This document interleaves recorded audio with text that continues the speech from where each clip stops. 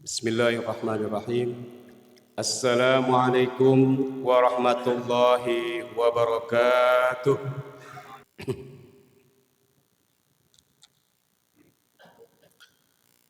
Innal hamdalillah nahmaduhu wa nasta'inuhu wa nastaghfiruh wa na'udzu billahi min shururi anfusina wa min sayyiati a'malina. May yahdihillahu fala mudhillalah wa may yudlil fala hadiyalah. Ashhadu an la ilaha illallah wahdahu la syarikalah wa ashhadu anna Muhammadan abduhu wa rasuluh. Allahumma salli wa sallim wa barik ala sayyidina wa habibina wa maulana Muhammadin wa ala alihi wa ashabihi wa man tabi'ahum bi ihsanin ila yaumiddin. Qala Allah Ta'ala fil Qur'anil Karim, a'udzu billahi minasy syaithanir rajim. Ya ayyuhallazina amanu taqullaha haqqa tuqatih wa la tamutunna illa wa antum muslimun. Shadaqallahul azim.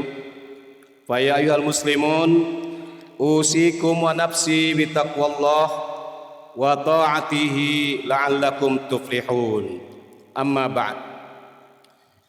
Hadirin jamaah sidang Jumat rahimakumullah. Dalam kesempatan ini saya sebagai khatib akan menyampaikan tema kita tentang 3 obat untuk penyakit hati. Syukur alhamdulillah kita haturkan kehadirat Allah Subhanahu wa taala, sang pemberi petunjuk yang menguasai dan mengendalikan setiap hati manusia. Puji dan syukur kita haturkan pula kepada Allah karena dengan rahmat dan hidayahnya kita bisa merasakan nikmat ibadah, nikmat ketaatan kepadanya. Hadirin jamaah rahimakumullah, seperti yang kita sadari bersama, umumnya manusia sangat sulit untuk melakukan ibadah kepada Allah. Umumnya manusia sangat culas atau sangat malas untuk diajak melakukan ketaatan kepada Sang Pencipta. Mengapa? Padahal tujuan diciptakannya manusia adalah untuk beribadah. Wa ma khalaqtul jinna wal insa illa liya'budun. Hadirin jamaah yang dirahmati Allah, kita semua akan memiliki jawaban yang sama karena manusia dibekali dengan hawa nafsu. Hanya saja manusia berbeda-beda. Ada yang hawa nafsunya lebih menguasai dirinya, sehingga dia bergelimang dengan maksiat, namun dia tidak merasa bersalah. Ada yang hati nuraninya lebih mendominasi sehingga dia menjadi hamba yang taat.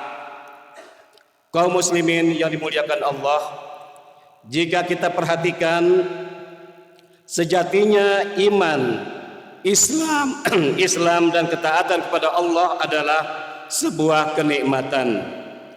Terdapat banyak dalil yang menunjukkan bahwa ibadah bisa dirasakan kenikmatannya, diantaranya firman Allah ketika menceritakan salah satu kenikmatan yang Allah berikan kepada para sahabat. A'udzubillahi minasyaitonir rajim.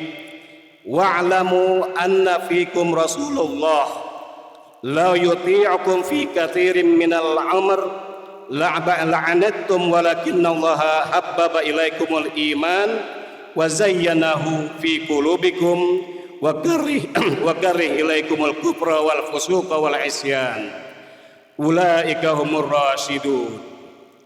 Ketahuilah olehmu bahwa di kalanganmu ada Rasulullah. Kalau ia menuruti kemauan kalian dalam beberapa urusan, benar-benar telah kalian mendapat kesusahan. Tetapi Allah menjadikan kalian cinta kepada keimanan dan menjadikan keimanan itu indah di dalam hati kalian. Al-Hujurat ayat 7. Atas petunjuk Allah Ta'ala, Allah jadikan para sahabat manusia yang bisa menikmati lezatnya iman. Bahkan Allah jadikan iman itu sesuatu yang indah pada hati para sahabat, sehingga kecintaan mereka pada kebaikan mengalahkan segalanya.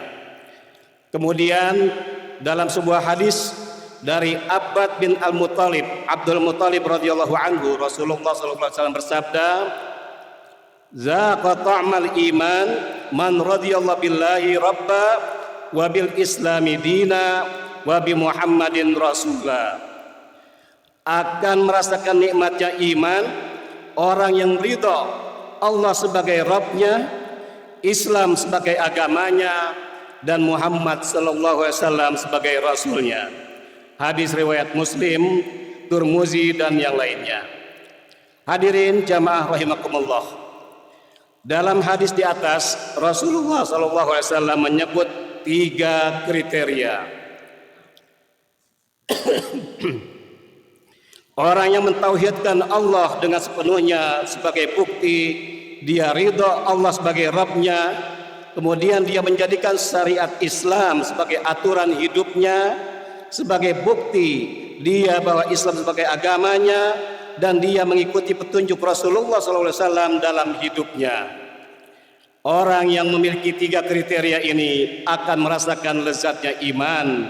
Dalam hadis lain Rasulullah SAW bersabda, "Salasa man kunna fihi wahda wajada halawatul iman, an yakuna Allah wa rasulahu ahabba ilaihi mimma siwa, wa anna yujibul mar'u la yuhibbuhu illa billah illa lillah, wa an yakrahu an ya'uda fil kufri kama yakrahu an tanfaza fil nar." 3 hal, siapa yang memilikinya maka dia akan merasakan lezatnya iman. Allah dan Rasulnya lebih dia cintai daripada selainnya. Dia mencintai seorang hanya karena Allah, dan dia sangat benci, dan dia benci itu dilemparkan karena juga karena Allah, dan dia benci kembali kepada kekufuran sebagaimana dia benci untuk dilemparkan ke neraka. Hadis riwayat Bukhari dan Muslim. Hadirin jamaah rahimakumullah, semua dalil di atas menunjukkan betapa iman, Islam dan segala turunannya merupakan kenikmatan dan bisa dirasakan lezatnya. Yang menjadi tanda tanya kita adalah mengapa banyak orang justru merasa berat atau bahkan merasa tersiksa ketika melakukan ketaatan. Bisa jadi bahkan termasuk kita seringkali masih menganggap kebaikan itu sesuatu hal yang sulit bagi kita. Lalu di manakah nikmatnya iman itu? Jamaah yang berbahagia, sejatinya kasus semacam ini juga dialami oleh fisik manusia. Sepertinya yang kita pahami, hampir semua orang yang mengalami sakit, dia akan susah makan dan semuanya akan terasa pahit. Selezat apapun jenis makanan yang diberikan, orang sakit akan merasakannya sebagai sesuatu yang pahit. Makanan-makanan yang dimakannya pun akan terasa pahit. Kenapa? Karena dia sedang sakit. Seperti itu pula orang yang sedang sakit hati dan mentalnya. Selezat apapun nutrisi yang dia dapatkan, dia akan merasakan pahit dan berusaha menolaknya. Dengan ini kita bisa menemukan jawaban mengapa banyak orang tidak merasakan nikmatnya iman. Karena kebanyakan manusia hati dan jiwanya sedang sakit, dan ini adalah sesuatu yang kekurangan kita kelezatan iman. Jamaah yang berbahagia, untuk bisa mengembalikan pada kondisi normal, tentu kita harus mengobati penyakit itu. Karena jiwa yang sakit ini jika dibiarkan, selamanya kita tidak bisa merasakan nikmatnya nutrisi dan makanan yang lezat. Begitu juga hati yang sakit, jika dibiarkan selamanya, akan sulit menikmati lezatnya iman. Lalu bagaimanakah cara mengobati penyakit hati itu? Imam Ibnul Qayyim Al-Jauziyah dalam karyanya Ighatsatul Lahafan menjelaskan bahwa ada 3 teori pokok untuk mengobati sesuatu yang sakit. Teori ini juga digunakan dalam ilmu medis. Dalam dunia medis, ketika seorang dokter hendak mengobati pasien, dia akan memperlakukan 3 hal. Yang pertama adalah hifzul quwwah, yaitu menjaga kekuatan. Ketika mengobati pasien, dokter akan menyarankan pasien banyak makan yang bergizi, banyak istirahat, tenangkan pikiran. Tidak lupa sang dokter juga memberikan multivitamin. Semua ini dilakukan dalam rangka menjaga kekuatan fisik pasien.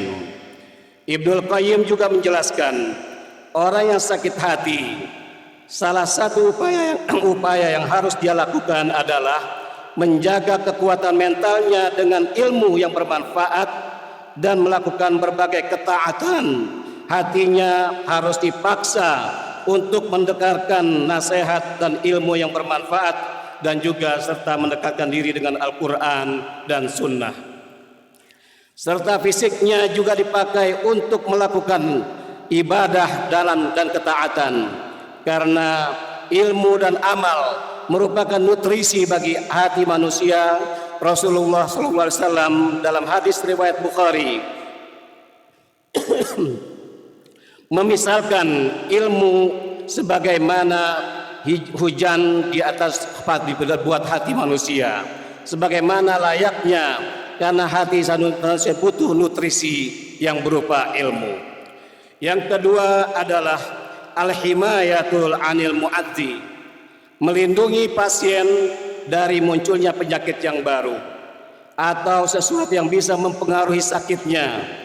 Dalam mengobati pasien, tahapan lain yang dilakukan oleh dokter adalah menyarankan pasien untuk menghindari berbagai pantangan sesuai jenis penyakit yang diderita pasien.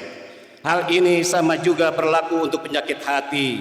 Seperti yang dijelaskan oleh Ibnul Qayyim, orang yang sakit hati harus menghindari segala yang bisa mempengaruhi penyakit yang bertambah, yaitu menjauhi semua perbuatan dosa dan maksiat. Dia hindarkan dirinya dari segala bentuk penyimpangan, karena dosa dan maksiat adalah sumber penyakit bagi hati. Rasulullah SAW menggambarkan bagaimana bahaya dosa bagi hati manusia, yang artinya sesungguhnya seorang hamba apabila melakukan perbuatan maksiat, maka Allah akan dititikkan dalam hatinya 1 titik hitam. Jika dia meninggalkan maksiat itu, memohon ampun dan bertaubat, hatinya akan dibersihkan. Namun jika dia kembali kepada maksiat, akan ditambahkan titik hitam tersebut hingga menutupi hatinya. Nauzubillah min zalik. Yang ketiga adalah al-istifzai mawadil qasidah, menghilangkan yang ada dalam yang dirinya.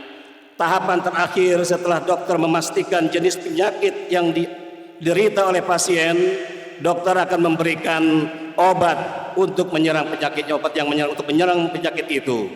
Dokter akan memberikan antibiotik dengan dosis yang sesuai atau obat lainnya yang sesuai dengan pasien.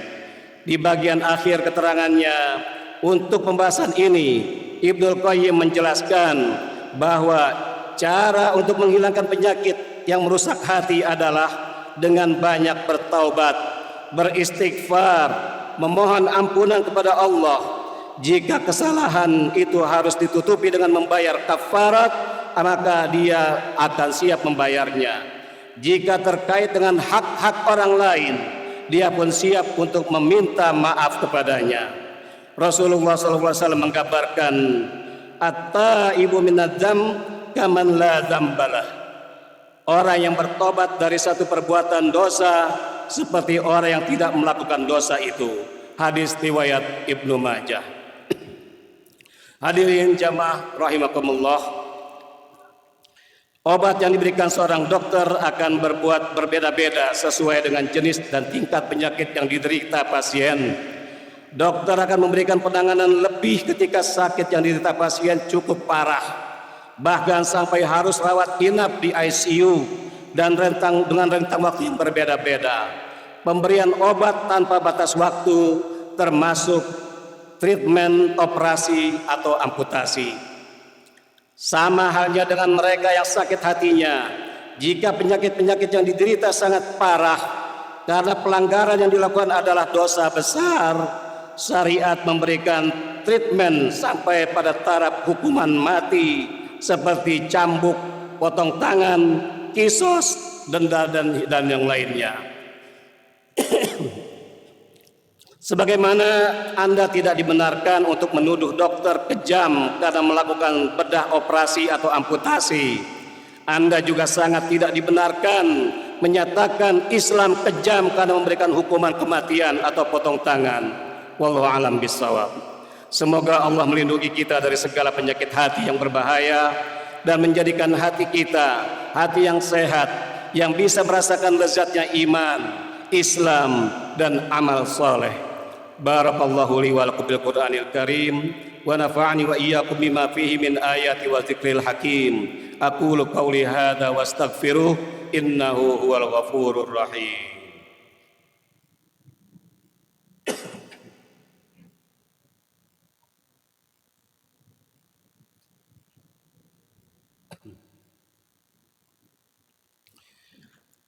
Alhamdulillahillazi an'amana bi ni'matil iman wal islam wa hiya a'zamun ni'am. Asyhadu an la ilaha illallah wahdahu la syarikalah arsala rasulahu bil huda wa dinil haqq liyuzhirahu 'alad dini kullih walau karihal musyrikun. Wa asyhadu anna Muhammadan 'abduhu wa rasuluh al mab'utsu rahmatan lil alamin. Allahumma shalli wa sallim wa barik ala Muhammadin wa ala alihi wa ashabihi ajma'in. Wa ya ayuhan nas ittaqullah innallaha amarakum bidafihi binafsihi wa sanna bihi wa bi malaikatihi wa ayyada bil mu'minina min ibadihi fa azza min qa'il wa qalam azza min qa'il innallaha wa malaikatahu yusalluna 'alan nabi ya ayyuhallazina amanu sallu 'alaihi wa sallimu taslima. Allahumma salli ala sayyidina Muhammadin sayyidil mursalin wa anbiya'ika wa rusulika wa malaikatikal muqarrabin wa ahli ta'atika ajma'in. Allahumma ighfir lil mu'minina wal mu'minat wal muslimina wal muslimat al ahya'i minhum wal amwat innaka sami'un qaribun mujibud da'wat. Rabbana la tuzigh qulubana ba'da idh hadaitana wa hab lana min ladunka rahmatan innaka antal wahhab. Rabbana zalamna anfusana wa illam taghfir lana wa tarhamna lanakunanna minal khasirin.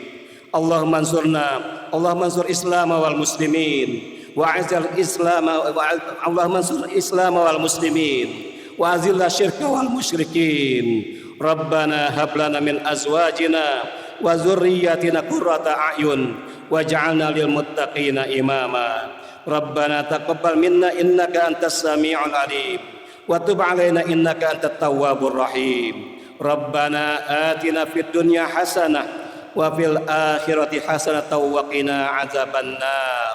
Ibadallah innallaha ya'muru bil 'adli wal ihsan wa ita'i dzil qurba wa yanha 'anil fahsya'i wal munkari wal baghi ya'idzukum la'allakum tadhakkarun washkuruhu ala ni'amihi yazidkum wa la dzikrullahi akbar wallahu ya'lamu ma tasna'un. Aqimissalam.